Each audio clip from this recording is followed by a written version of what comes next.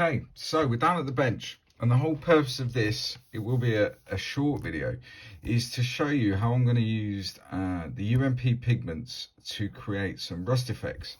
So all this is a piece of plastic card, black plastic card, that I've stuck to a tongue depressor wooden stick, and then I've sprayed it using UMP oxide primer, which gives us this nice sort of mahogany dark brown color.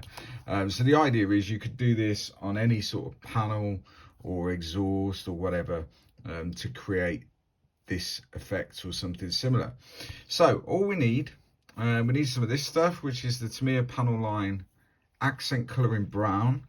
Give it a really good shake, and then what we're going to do is we're going to just paint this all over where the mahogany is. Now it's a very similar color, so it's not going to make a massive amount of difference straight away. This is an enamel based product, but I've never had an issue putting it over UMP primer, which is obviously an acrylic based product. As long as you let it dry properly, I've never had an issue. And this will do two things essentially. So this will act as our pigment sort of fixer, and as it evaporates, which obviously it will because it's enamel based, we'll be left with the pigments in place. So using the brown for obvious reasons, because that's what we want to do. Now what I'm going to do is start with the UMP mud pigment,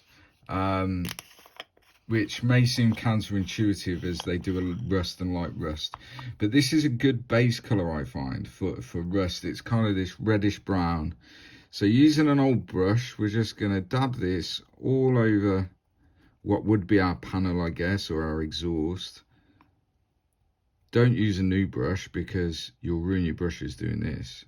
So if you've got some old brushes, this is ideal, or they're ideal for this sort of work.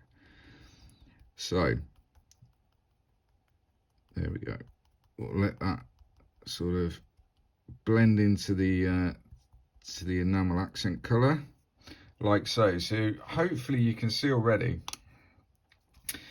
as it sort of starts to dry into that accent color, we start to get these different shades of browns, and we also start to develop a bit of texture, which is exactly what we want. Okay. So it's as simple as that, and then we shall move on and use the standard rust pigment. Okay, so this is a darker rust tone, but it is quite vibrant. It's quite orange, as you can see. So we'll just get a bit, load our brush up with that, and again we're doing it on a bit of paper, between the paper and the cutting mat, because pigments by their very nature will stain any sort of surface. So by doing paper, once we're finished, we can roll the paper up, get rid of it, and we haven't stained our cutting mats, etc. And it's as simple as that. There we go. So you can start to see, hopefully, how we start to develop these kind of rust tones and texture. Obviously this is sort of standalone on a piece of plastic card, but once this is sort of combined with other weathering, and on your actual vehicles, etc., it really does look effective. So light rust pigment, which is a much lighter orange color. So with this one, we don't want quite as much, and start in sort of the center of the panel and work your way out, but applying it in exactly the same way. And as you can see, this is not rocket science. It's not a difficult thing to do. A bit more. It just takes time and a bit of patience to let this dry properly. And once it's dry, we'll have a rusted piece of plastic card essentially, or a rusted panel, or whatever you choose to use it on. So you can shake it off on the paper, get rid of the excess, and there we go. Simple as that. Now once this is dry, you can apply more washes over the top of it to change the effect. You can apply more light pigments, you can apply dust pigments, whatever it is you need, you can do this. I never clear coat pigments. These are for scale models, you know, we're not handling them all the time.